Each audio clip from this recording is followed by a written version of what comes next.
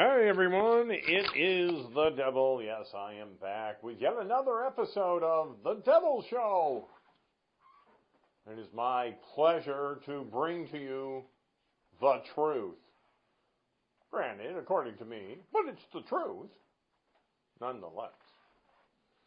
And I'm here to talk about the end of days,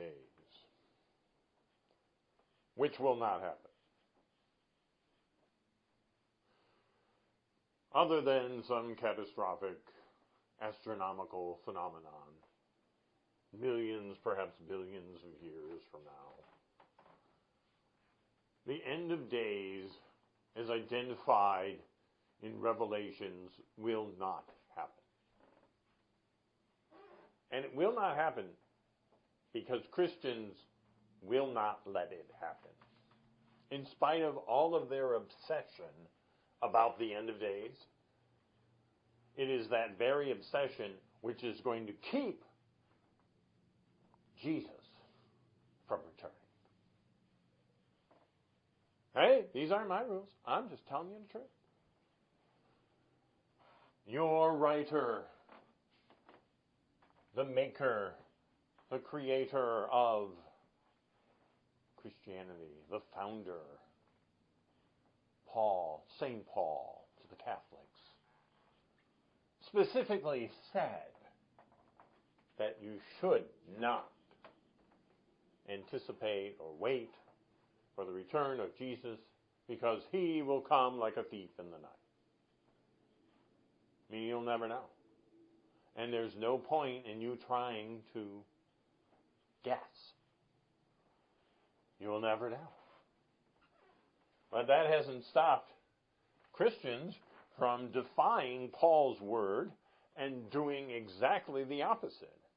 Not only do they anticipate Jesus' return, they insist it's going to happen soon. Well, they've been insisting it's going to be happening for 2,000 years. Believe me, I know. I've had to gear up for the possibility of his return every single generation. It's a waste of my time. It's not going to happen. And more people are desperate for his return, and they have just completely overlooked Jesus' true message about non-judgment and forgiveness and love, using those qualities to bring about peace on earth. All Christians have within their own power to bring about peace on earth. But they ignore that. They're so pathetic. Pathetic. They just are so desperate for Jesus to come back and fix everything. Because Christians keep messing it up. Not all Christians. There's lots of wonderful Christians who understand clearly what Jesus wants. But the creationist, the literalist, the social conservatives, they are the ones keeping Jesus from returning. Because they're the ones that are overly obsessed with his return. They're the ones so desperate for his return. Because somewhere they must know that they are the ones screwing it up. They're making this world more evil. Hey! Which is fine with me. But I'm just telling you, I know this because I'm so confident that the literal Christian, the social conservative Christian, the creationists are not going to change their ways. Because they believe they're doing God's work. And that's always the catch. That's always why it's not going to work. Because you're justifying, you're rationalizing in your own brain why you have to do what you have to do. Because you're saying you're doing it for God. When God specifically told you through the words of Paul that you're not supposed to do it. So you're just disobeying God once again. And once again, obsessing on more judgmental, intolerant, hateful, fearful qualities of your religion instead of the ones Jesus wanted you to focus on. So I'm telling you the truth. I'm telling you exactly what Jesus wanted, and you have it within your power to bring that about. But you will never do that.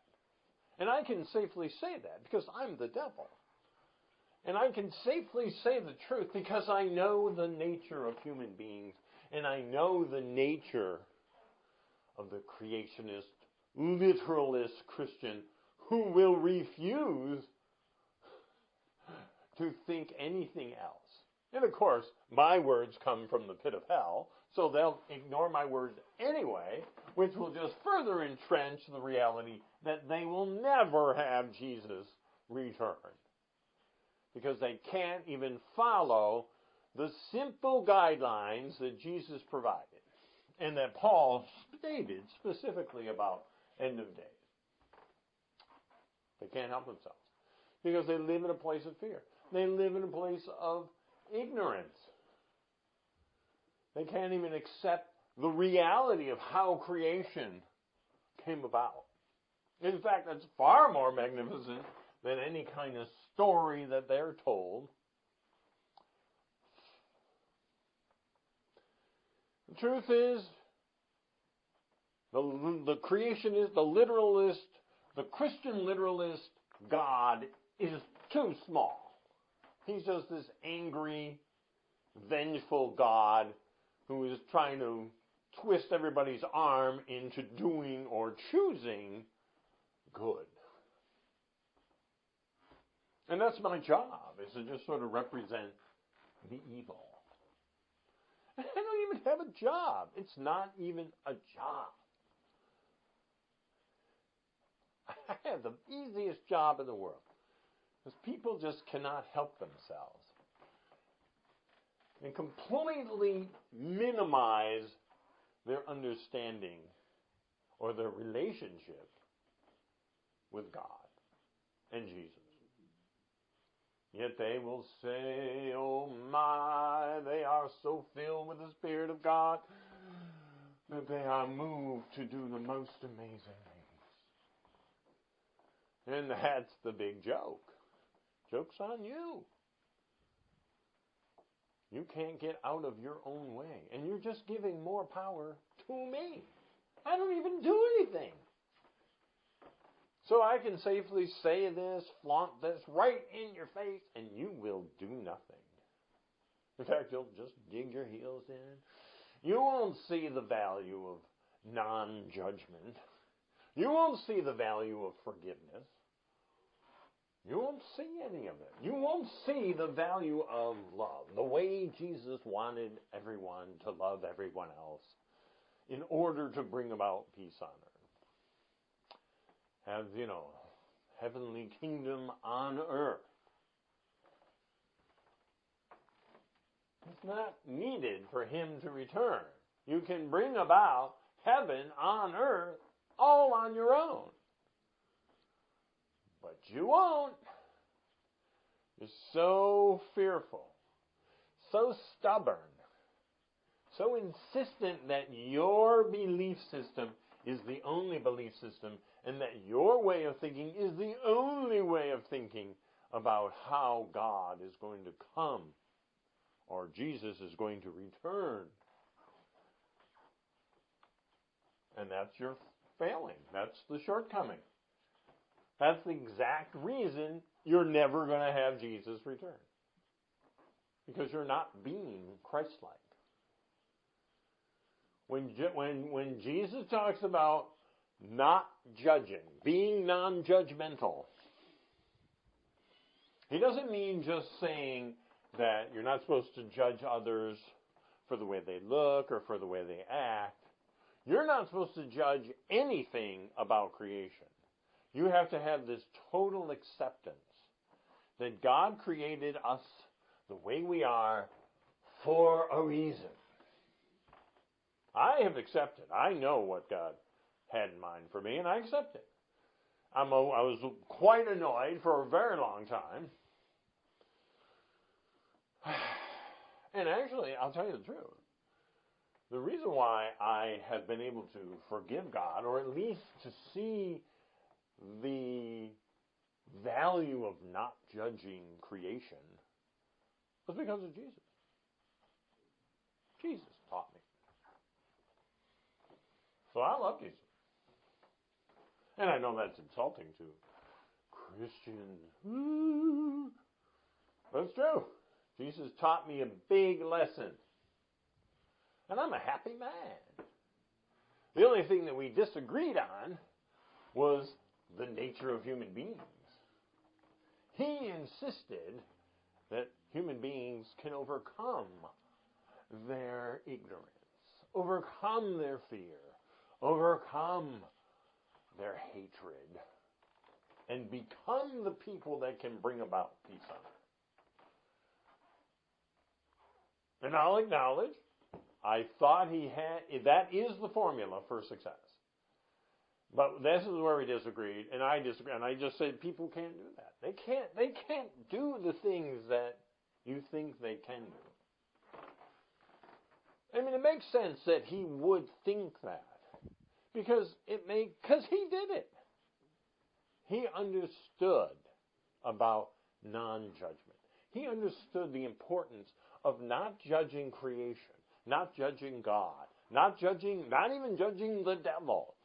The devil is just part of God's creation. Jesus understood that. He knew that I was just a cog in the wheel. I mean, I was just used by God for God's greater purpose, which we do not know.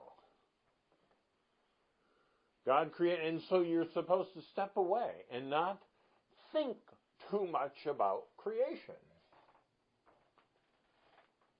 You're not supposed to think that much.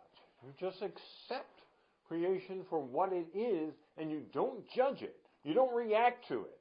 You just recognize that all of this is to be experienced. And if you can genuinely, just leave people alone. Don't judge them because they don't believe in God. Don't judge them because they have a different lifestyle. Don't judge them by their sexuality. Don't judge them by their race, by their ethnicity. Don't judge people at all. Don't even judge the moment. Every moment that you live. Don't even judge that. That's what Jesus was telling. And I was fascinated to think, and I said, you know what, he's right. That is the secret. And I have been able to do that. I've even been able to forgive God. I don't forgive people. I don't not forgive them. They have nothing to be forgiven for. They are just who they are. I was quite angry with God for setting me up to be the rube, to be the fall guy. I didn't want to be that. I wanted a relationship with God. Well, this is my relationship. So yeah, I accept. I have to be the evil guy. I can live with that. I have lived with it. That's my whole point. And again, Jesus taught me that. He taught me that, what's the purpose? You have where you are in the creation, the place that God wants you to be. So I could forgive. And I could even love all of humanity. Of course, in fact, I personally think I accept humanity for what they are. And Jesus accepts human beings for what they are. They are these skittish, fearful, intolerant, hateful beings, reactive. They're always reacting to everything. And they're so clingy about how they're desperate to have all the answers. And that's why they're so devout. Because the religion just provides answers. But they're not even good answers. But I forgive them for that. I know human beings. So it's not even about forgiving human beings. I know the nature of human beings. I know the nature of creation. I know what God created. This is what He created. This is what He created. There's no mistake, folks. Adam and Eve didn't do anything wrong they were totally set up to be kicked out. Their purpose was to get out of the perfect